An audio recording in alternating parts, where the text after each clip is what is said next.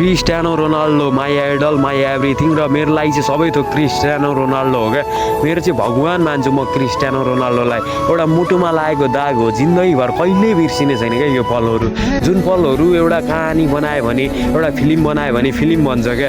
अब म चाहिँ हरेक कुरा मात्रै रोनाल्डोको गेमको लागि मात्रै होइन क्या, रोनाल्डोको गेमभन्दा बाहिर हरेक कुरा सिक्न सकिन्छ क्या रोनाल्डोबाट।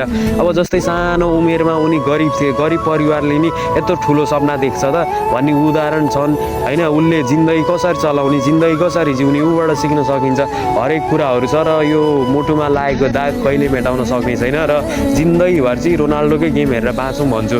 रोनाल्डोलाई मैदानमा देख्दाखेरि मेरो छुट्टै मजा हुन्छ क्या। मन लागेको निद, मन लागेको थकाइ, मन लागेको भोक ती नै मेटाइन्छ क्या रोनाल्डोको गेम हेरेरै। त्यही भएर म चाहिँ सधैँभरि रोनाल्डोको गेम हेर्न पाऊँ भगवान्सँग नि प्रार्थना छ। Love you idol.